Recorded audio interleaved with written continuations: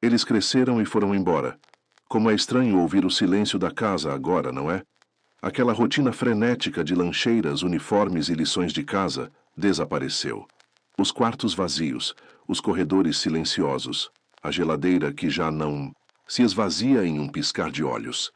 E no meio desse vazio todo, uma pergunta ecoa nas paredes: quem sou eu agora?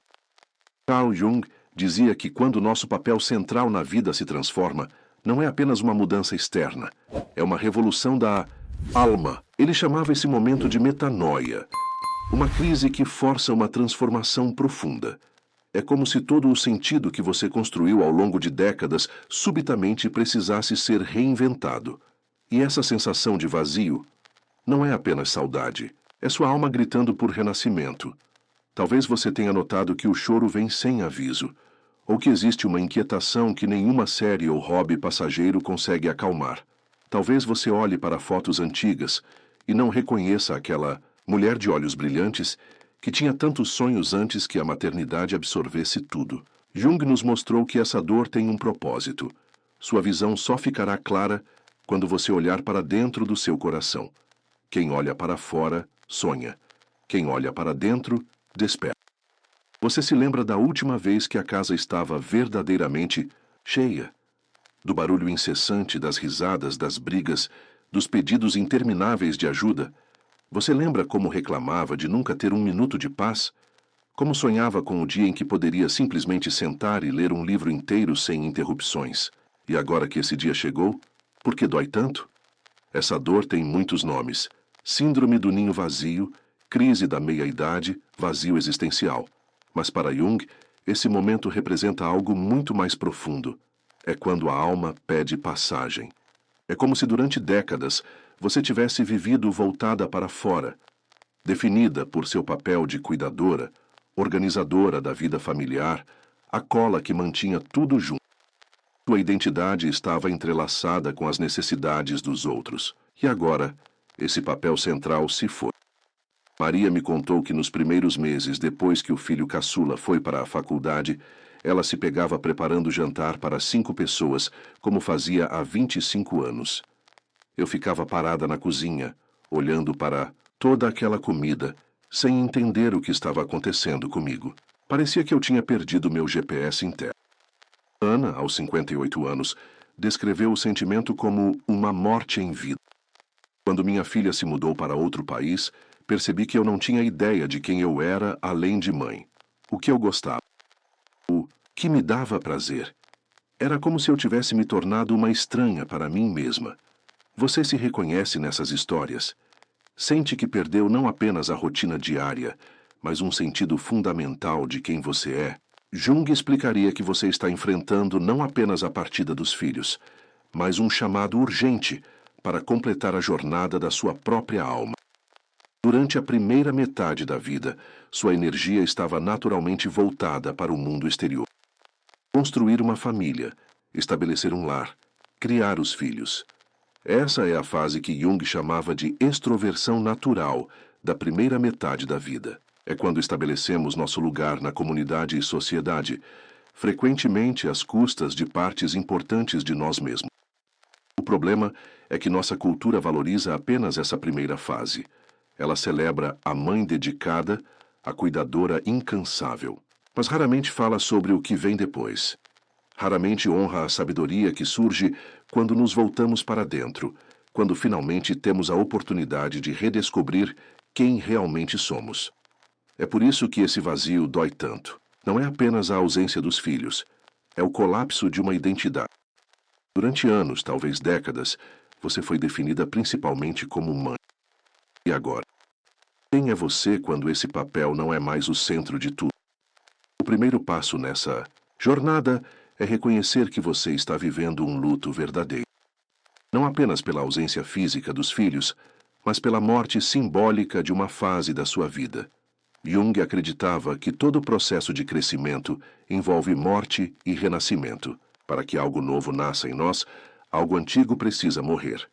Permita-se sentir esse luto. Não tente preenchê-lo rapidamente com atividades frenéticas ou novas obrigações. Essa dor tem algo importante a lhe ensinar. Como Jung dizia, Não há nascimento de consciência sem dor. O vazio que você sente é o espaço onde sua alma finalmente pode florescer. Uma mulher me contou que, nas primeiras semanas após a partida de sua filha mais nova, ela entrava no quarto vazio todas as noites antes de dormir. Sentava-se na cama desfeita e chorava silenciosamente. Eu me sentia ridícula, ela disse. Afinal, minha filha estava feliz, realizando seus sonhos na universidade. Por que eu não conseguia simplesmente seguir em frente? Essa vergonha pelo próprio sofrimento é comum, mas desnecessária. Jung nos ensinou que honrar o fim de um ciclo é fundamental para que o próximo possa começar. Em muitas culturas antigas, existiam rituais específicos para marcar transições importantes da vida. Em nossa sociedade moderna, perdemos esses rituais. E com isso, perdemos também a sabedoria de como navegar por essas águas turbulentas. Crie seu próprio ritual de despedida. Talvez seja organizar um álbum de fotos da infância dos seus filhos, escrevendo suas memórias favoritas, ou transformar o quarto vazio em um espaço que represente essa nova fase. O importante é reconhecer conscientemente: uma porta se fechou e agora outra precisa se abrir. Permita-se o luto, mas não se perca nele. Jung acreditava que devemos atravessar a escuridão, não contorná-la. É no confronto com o vazio que descobrimos recursos internos que nem sabíamos que possuíamos. É natural sentir medo desse espaço desconhecido, dessa identidade ainda não formada. Mas é justamente nesse espaço aparentemente vazio que sua alma está gritando para nascer. Agora vamos ao segundo passo crucial: redescobrir quem você é além da mãe. Quando uma mulher se torna mãe, muitos aspectos de sua personalidade são naturalmente postos de lado. Não por falta de amor a si mesma, mas pela necessidade prática de priorizar as necessidades de seres totalmente dependentes. É como se partes importantes da sua personalidade entrassem em hibernação. Jung chamava esses aspectos adormecidos de a sombra. Não porque sejam necessariamente negativos, mas porque ficam na sombra da consciência, fora do nosso campo de visão cotidiano. Agora é o momento de trazer essas partes de volta à luz. Comece se perguntando: o que eu amava antes de me tornar mãe? Quais eram meus sonhos, minhas paixões? O que me fazia perder a noção do tempo de tão absorta que eu ficava? Talvez fosse pintar, escrever, dançar, estudar astronomia, praticar esportes, ou simplesmente caminhar na natureza por horas. Esses interesses não desapareceram, apenas ficaram adormecidos, esperando o momento certo para despertar. Uma cliente minha, professora que abandonou a carreira para criar os 3 filhos, descobriu que seu amor pelo ensino ainda estava vivo. Mas em vez de voltar à sala de aula tradicional, ela encontrou um caminho diferente. Começou a ensinar piano para crianças do bairro. É como se eu tivesse reencontrado uma parte de mim que estava adormecida por 20 anos, ela me disse. E, ao mesmo tempo, é algo completamente novo, porque agora estou fazendo do meu jeito, no meu tempo. Jung dava grande importância aos nossos sonhos noturnos como mensageiros do inconsciente. Comece a prestar atenção neles. Mantenha um caderno ao lado da cama e anote o que conseguir lembrar logo ao acordar. Com o tempo, padrões começam a emergir, símbolos recorrentes, situações que provocam fortes emoções. Esses sonhos são mapas para o tesouro. Eles apontam para desejos reprimidos, talentos não realizados e caminhos possíveis para sua alma. Uma mulher sonhava repetidamente que estava em um barco, navegando em águas desconhecidas. No sonho, ela sentia tanto medo quanto excitação. Ao explorar esse símbolo, ela percebeu que seu inconsciente estava lhe mostrando que era hora de se aventurar em territórios inexplorados da vida. Poucos meses depois, ela se inscreveu em um curso de fotografia e começou a planejar viagens solo para capturar paisagens, algo que jamais teria considerado em sua fase de mãe em tempo integral. Permita-se experimentar sem cobranças. Essa é uma fase de exploração, não de certezas. Você não precisa descobrir imediatamente sua nova paixão ou propósito de vida. Na verdade, a pressão por encontrar rapidamente um novo papel pode ser tão prejudicial quanto se apegar ao antigo. Dê a si mesma permissão para tentar, errar, mudar de ideia, tentar novamente. Jung falava sobre encontrar seu mito pessoal, a narrativa arquetípica que ressoa com sua alma neste momento específico da vida. Talvez você se identifique com Deméter, a deusa grega que teve que aprender a deixar sua filha Perséfone partir, ou com Atena, a deusa da sabedoria, que agora pode compartilhar seu conhecimento acumulado com o mundo, ou com Afrodite, redescobrindo sua sensualidade e criatividade após anos dedicados primordialmente ao cuidado dos outros. Qual história ressoa com você? Qual caminho faz sua alma vibrar, mesmo que também cause medo?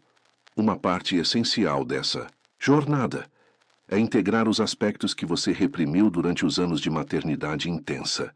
Jung acreditava que a verdadeira plenitude só vem quando integramos todas as partes de nós mesmos, inclusive aquelas que nos parecem contraditórias ou socialmente inaceitáveis. Muitas mulheres reprimem sua raiva, seus desejos, sua ambição durante os anos de maternidade intensa. Não porque esses sentimentos sejam errados, mas porque a sociedade espera que mães sejam sempre pacientes, altruístas e satisfeitas com seu papel. Jung nos ensina que essa repressão cobra um preço alto. Quanto mais negamos partes de nós, mesmo mais elas ganham poder no inconsciente e eventualmente emergem de formas distorcidas. Você já se pegou inexplicavelmente irritada com pequenas coisas? Ou ressentida quando seus filhos adultos não retornam suas ligações imediatamente? Ou invejosa da liberdade de mulheres que seguiram caminhos diferentes do seu? Esses sentimentos não são falhas de caráter, são partes suas pedindo reconhecimento. Uma mulher me contou que depois que os filhos saíram de casa, ela começou a sonhar frequentemente, que gritava com estranhos. No sonho eu perdia completamente o controle, ela disse. Era assustador porque eu sempre fui conhecida como a pessoa mais calma e paciente da família. Ao trabalhar com esses sonhos, ela percebeu quanto ressentimento havia acumulado por sempre. Precisar ser a pacificadora, a que cede, a que se adapta. Quando começou a expressar limites mais claros em sua vida desperta, dizendo não, quando antes teria dito sim, apenas para agradar, os sonhos de raiva diminuíram. O arquétipo da mãe perfeita é particularmente tóxico porque nenhuma mulher real pode corresponder a esse ideal impossível. É hora de questionar. De onde vieram essas expectativas irreais? Da sua própria mãe? De filmes e livros? Da cultura ao seu redor? Ao identificar a origem dessas crenças limitantes, você pode começar a desconstruí-las conscientemente. Uma cliente descobriu que sua obsessão por manter a casa impecável, mesmo depois que os filhos saíram, vinha de uma mensagem repetida por sua avó. Pode-se julgar o valor de uma mulher pela aparência de sua casa. Ao reconhecer essa crença como uma relíquia de outra era, não como uma verdade universal, ela finalmente se permitiu relaxar esses padrões impossíveis e usar seu tempo de maneiras mais satisfatórias. A alquimia da raiva e o processo de individuação abrace a raiva e o ressentimento que possam surgir nessa fase, não para se fixar neles, mas para ouvi-los e aprender o que tem a ensinar. Talvez você esteja furiosa por ter adiado sonhos por décadas. Talvez ressinta o fato de seu sacrifício não ser plenamente reconhecido. Esses sentimentos são mensageiros. Eles apontam para valores importantes que foram violados e necessidades legítimas que não foram atendidas. Quais mensagens suas emoções sombrias estão trazendo para sua consciência neste momento? Contemple esta pergunta e, se o impulso surgir, compartilhe nos comentários uma descoberta que emergiu quando você se permitiu escutar sua raiva com compaixão, pois no reconhecimento coletivo dessas sombras encontramos a força para a verdadeira transmutação. Jung acreditava que tudo o que negarmos no consciente aparecerá no mundo como destino. Em outras palavras, o que não integramos conscientemente voltará a nós como circunstâncias externas, aparentemente fora de nosso controle. A raiva não integrada pode se manifestar como relacionamentos conflituosos com os filhos adultos ou como doenças psicossomáticas. O desejo não reconhecido pode levar a comportamentos impulsivos ou depressão. A culpa é particularmente comum nessa fase. Culpa por querer algo para si mesma depois de tantos anos dedicados aos outros. Como posso ser tão egoísta? Muitas mulheres se perguntam. Jung nos ensinaria que esse aparente egoísmo é, na verdade, uma reorientação saudável da energia psíquica. A primeira metade da vida, naturalmente, se concentra nos outros. A segunda metade deve se voltar para o desenvolvimento da alma. Transforme essa culpa em propósito. A energia emocional é poderosa. Em vez de deixá-la corroer você por dentro, use-a como combustível para sua transformação. Mulheres que conseguem fazer essa alquimia interna, frequentemente, descobrem uma vitalidade que não conheciam, desde a juventude. É como se décadas de emoções reprimidas, uma vez reconhecidas e integradas, liberassem uma fonte incrível de energia criativa. Isso nos leva ao cerne da visão junguiana para a segunda metade da vida, o processo de individuação. Para Jung, a individuação é o propósito central da existência humana. Tornar-se quem verdadeiramente somos, integrar todas as partes de nós mesmos em um todo coerente e autêntico. Se você sente o chamado para aprofundar-se nesta jornada de individuação, ative o sininho e permaneça conectada a este espaço sagrado, onde exploramos juntas as profundezas do inconsciente coletivo e os caminhos para a autenticidade na segunda metade da vida. Na primeira metade da vida, nossa tarefa é desenvolver um ego forte, estabelecer nosso lugar no mundo social e construir uma vida externa funcional. Na segunda metade, nossa tarefa muda. Agora devemos transcender as limitações do ego e nos reconectar com aspectos mais profundos de nós mesmos, com o que Jung chamava de self. O self é mais do que nosso ego consciente. É a totalidade do nosso ser, incluindo o consciente e o inconsciente. É aquela sabedoria interna que sempre esteve lá, mas que frequentemente ignoramos em favor das demandas práticas da vida cotidiana e das expectativas sociais. Uma mulher me descreveu esse despertar do self como finalmente ouvir uma voz que sempre falou em sussurros, mas que eu estava ocupada demais para escutar. Ela passou a dedicar as primeiras horas de cada manhã à meditação e escrita reflexiva, um tempo sagrado para cultivar essa conexão interna que havia negligenciado por décadas. Cultive seu jardim interior através de práticas diárias que nutram essa conexão com o céu. Pode ser meditação, caminhadas contemplativas na natureza, arte, dança ou qualquer atividade que permita que você esteja plenamente presente e conectada com seu ser mais profundo. O importante não é a forma específica, mas a intenção por trás dela, criar espaço para que sua alma se expresse. Como você tem cultivado seu jardim interior? Que prática lhe serve como portal para o encontro com o céu? Compartilhe conosco nos comentários sua forma única de nutrir essa conexão sagrada, cada caminho individual. Ilumina nossa compreensão coletiva do mapa da alma. Uma prática poderosa que Jung recomendava é a imaginação ativa, um diálogo consciente com as imagens e símbolos que emergem do seu inconsciente. Diferente dos sonhos, que ocorrem enquanto dormimos, a imaginação ativa é um processo em que você permanece consciente, enquanto permite que imagens surjam espontaneamente. Você pode começar visualizando um lugar seguro em sua mente e então perguntar: o que minha alma mais precisa agora? Permita que imagens, cores, personagens ou sensações surjam naturalmente. Observe-os sem julgamento e dialogue com eles, como faria com um amigo sábio. Uma cliente que praticava regularmente esse exercício encontrou a imagem recorrente de uma porta fechada no meio de um jardim abandonado.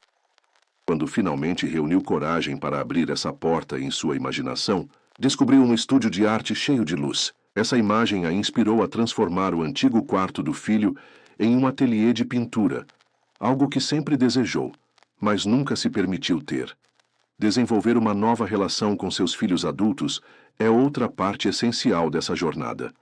Muitas mães lutam para encontrar o equilíbrio entre manter conexão e dar espaço para a independência dos filhos. Algumas se tornam excessivamente intrusivas, enquanto outras sentem que devem se afastar completamente para não incomodar.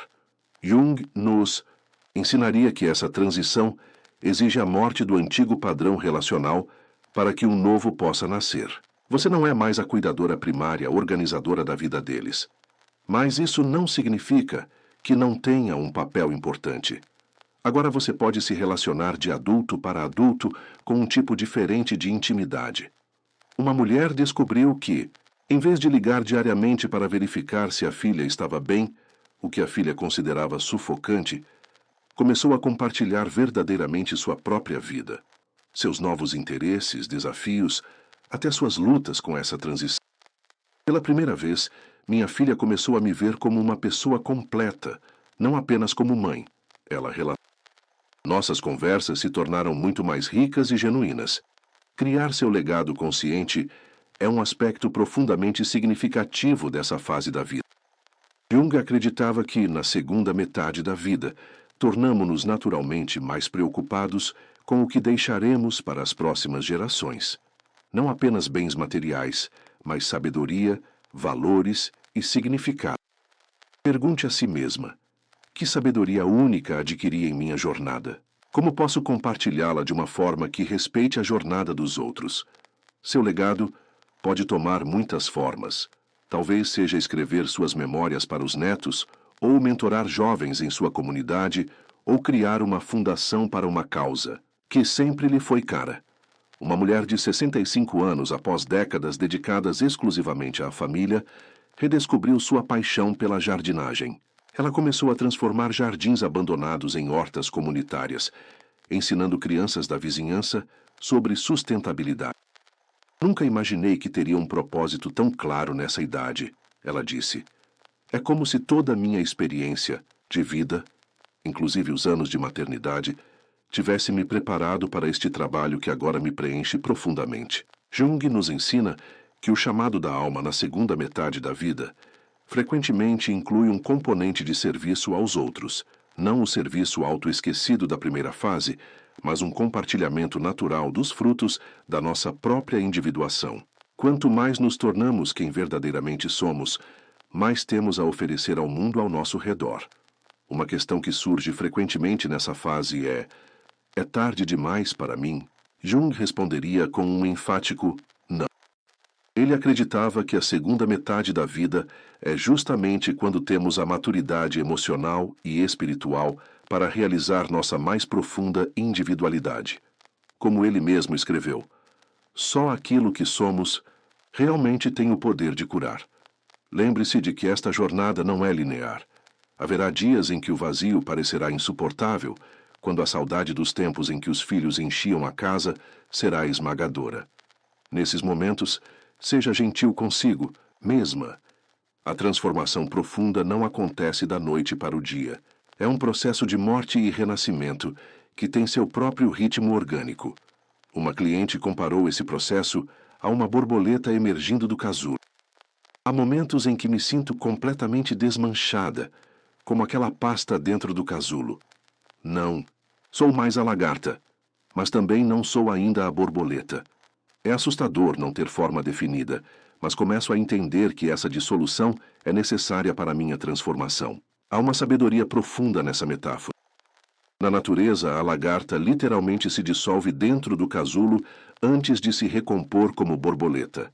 Suas células, chamadas células imaginais, carregam o padrão da nova forma que está por vir. De modo semelhante, dentro do aparente caos dessa transição, já existem os padrões da nova vida que está emergindo. Confie nesse processo. Confie na sabedoria da sua alma. Como Jung dizia, a personalidade, como a vida em geral, é uma semente enterrada no self que só gradualmente se torna manifesta ao longo da vida. A sociedade pode ter lhe dito que você está entrando em uma fase de declínio, mas a psicologia junguiana oferece uma visão muito diferente.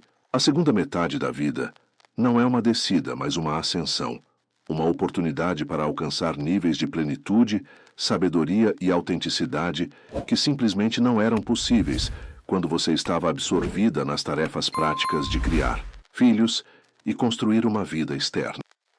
Muitas tradições espirituais ao redor do mundo reconhecem essa mesma verdade, que a maturidade traz possibilidades únicas de desenvolvimento espiritual. Nas culturas indígenas, os anciãos são reverenciados justamente porque se acredita que têm acesso a uma sabedoria que só vem com o tempo e a experiência. Em tradições contemplativas como o budismo, considera-se que os anos de maturidade são ideais para o aprofundamento espiritual, quando as distrações da juventude naturalmente diminuem. Jung estava profundamente interessado nessas tradições de sabedoria e notou como todas parecem apontar para uma verdade universal. A segunda, metade da vida tem um propósito espiritual distinto da primeira. Enquanto a primeira metade se concentra na adaptação ao mundo externo, a segunda se volta para o mundo interior e para questões de significado último. Você pode estar se perguntando: como começo concretamente essa jornada de redescoberta? O que devo fazer amanhã quando acordar? Jung nos ofereceria algumas orientações práticas. Primeiro, crie espaço em sua vida, tanto físico quanto temporal. Se você sempre colocou as necessidades dos outros em primeiro lugar, pode ser difícil, inicialmente, reivindicar esse espaço para si. Comece pequeno, se necessário. 1 hora pela manhã, dedicada exclusivamente ao seu desenvolvimento interior, um canto da casa que seja só seu. Uma cliente transformou o armário sob a escada em um pequeno santuário pessoal.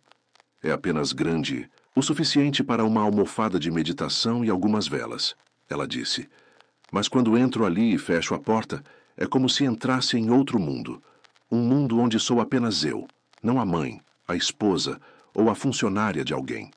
Segundo, busque o silêncio regularmente.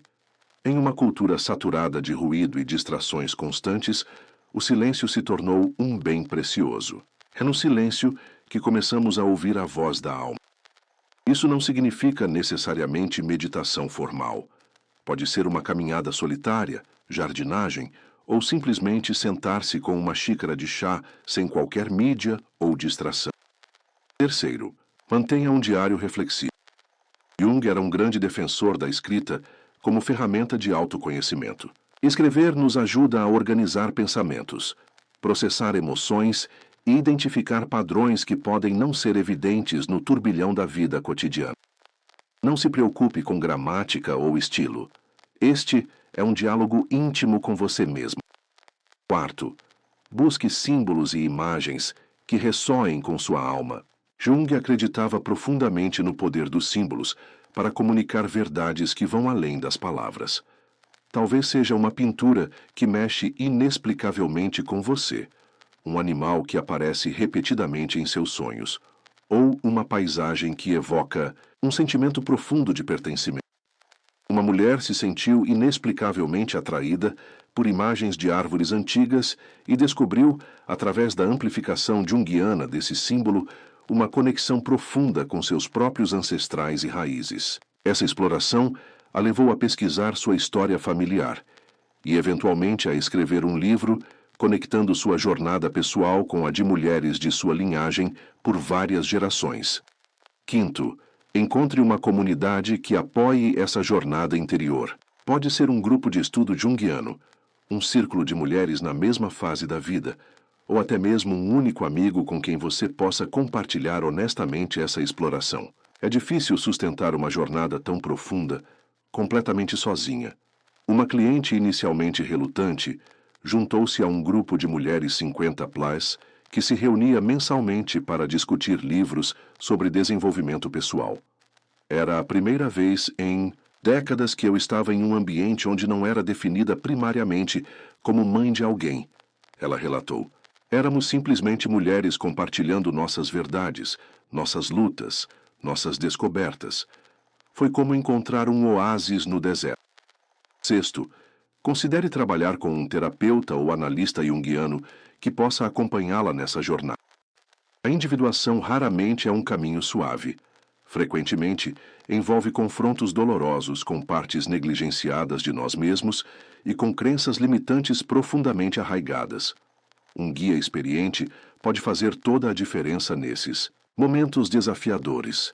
E, finalmente, lembre-se de que essa jornada é tanto sobre desaprender quanto sobre aprender. Desaprender expectativas internalizadas sobre como uma mãe deveria se comportar. Desaprender a necessidade de aprovação externa. Desaprender o hábito de colocar a si mesma em último lugar. Como Jung escreveu, o maior e mais importante problema da vida é como viver. Poucos o resolvem. Ao longo dessa jornada, você provavelmente encontrará resistência, tanto interna quanto externa. Internamente, o medo do desconhecido pode surgir com força, tentando empurrá-la de volta para o conforto familiar do antigo papel. Externamente, pessoas em sua vida podem se sentir ameaçadas por suas mudanças, especialmente se estavam acostumadas a tê-la disponível incondicionalmente. Uma cliente compartilhou como seu marido, após 30 anos de casamento, parecia completamente desorientado quando ela começou a dedicar 3 manhãs por semana à pintura. Ele ficava parado na porta do meu estúdio improvisado, perguntando repetidamente o que eu estava fazendo e quando estaria disponível novamente. Ela disse. Percebi que precisava estabelecer limites claros, não por raiva, mas por amor, tanto a mim mesma quanto ao nosso relacionamento, que precisava evoluir. Esta é uma observação profunda. Os limites saudáveis não são muros que nos separam dos outros, mas estruturas que permitem relacionamentos mais autênticos. Quando você começa a honrar sua própria alma, paradoxalmente, torna-se mais capaz de estar verdadeiramente presente para os outros, não a partir de um senso de obrigação ou autoapagamento, mas a partir de uma abundância interior genuína.